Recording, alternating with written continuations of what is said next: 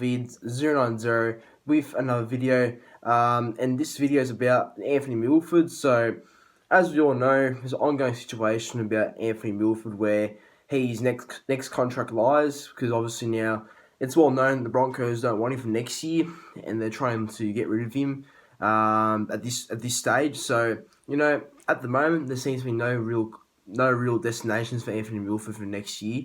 Look, I will say first of all, before I get into the whole video and that, but I will say that Anthony Milford can be a great player. I do think Anthony Milford has talent.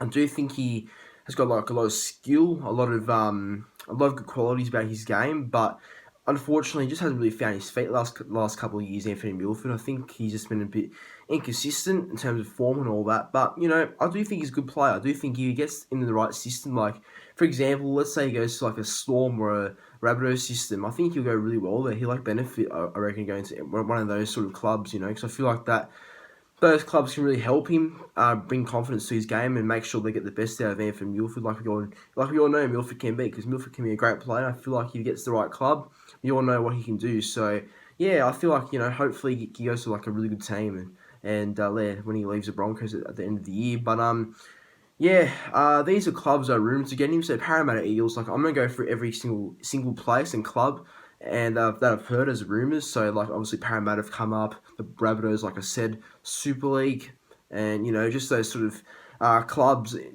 like have been talking about him. So I'll start with Parramatta, like if I think they need him or not.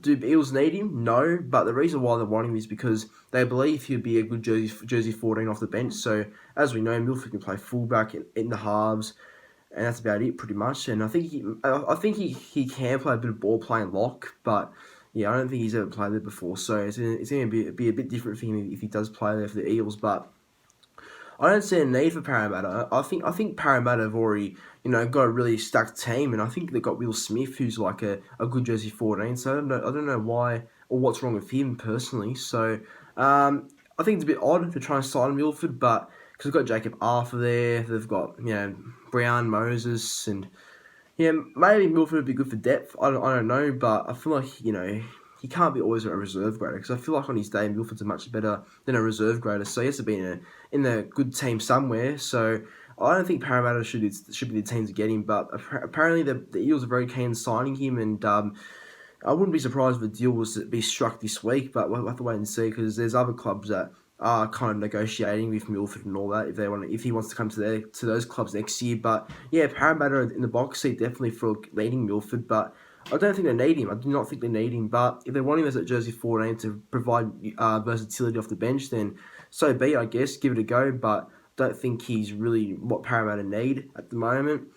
And the other club I heard was the Rabbitohs. And do I think Rabbitohs need him? No, they don't. But I guess there's connections there with Milford, because obviously Jason Demetriou, who will be the Rabbitohs coach, I understand, next year in 2022, he's also got a good friendship with Anthony Milford, so because obviously from the Broncos days, so I guess he might want to influence Milford to come to the Rabbitohs next year and possibly be that jersey 14 or whatnot, or play in the halves, I guess, with Cody Walker. That's if that's if Jason Demetriou wants that to happen, because I feel like Benji Marshall may retire at the end of this year, or he could stay because Adam Reynolds is gone, and they might need an experienced halfback. So maybe Benji Marshall go to number 7, and then they can sign Anthony Milford to replace Benji Marshall in that jersey 14 role off the bench. I'm not sure, but that's possible. But I don't think that will happen. But I guess you never know, because I think Souths were one of the first clubs to be really keen on signing Anthony Milford, but before Parramatta were. But yeah, I'd say Parramatta and Eels are the two teams that are really landing at this stage. I mean, Dragons were talked about, but from what it looks like, it's either Rabbitohs or the Eels that will sign him, and at this rate, because I think both teams are still interested in him. So I guess it's just going to come down to what club, I guess Milford feels more interested in joining, I guess. And this option's kind of out. This is kind of an out the window option, this one. But the Super League, the Super League is obviously a place where there's been a lot of players. Like, for example, a good example is Jackson Hastings. Jackson Hastings at Manly when he was there, I mean, things weren't working. Obviously, there was issues with him at the club, and obviously, his career was in a bit of tatters because he was dropped to reserve grade, and Trent Barrett, who was the coach at the time for Manly, didn't want him back in the team. And ever since he left Manly to go to the Super League and joined the Super League, I think he's been a much different player, and he's been really good over there. He's done fantastic. He's already won a Man of Steel over there.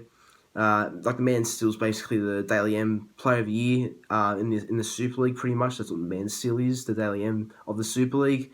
And I think his form in England's been really good, and I think that he's going to provide a lot for the West Tigers next year, Jackson Hastings. So that's a good example of where players go to the Super League, and that's where their careers do turn around. So I reckon Anthony Milford could be really good in the Super League. I think, obviously it's not as great as what the NRL is, not as tougher in my opinion, the Super League. And I think Milford could benefit from that. Maybe Milford, could really work over there with like a team like Wakefield Cats or a team like that. I don't know, but I think Super League could really suit Anthony Milford. I feel like that's a place where it could work for Milford. Maybe Milford could spend like a good year or two in the Super League and come back to NRL, and hopefully he's a changed player by then. I'm more confident Milford and more determined Milford to really prove everyone wrong. So I reckon it's a good place for Milford to go for a couple of years, but we'll wait and see. But yeah, guys, where do you think Anthony Milford will end up at? I think the club that he will go to is the Rabbitohs in the end. I believe Rabbitohs will just sign him in the end and put him as at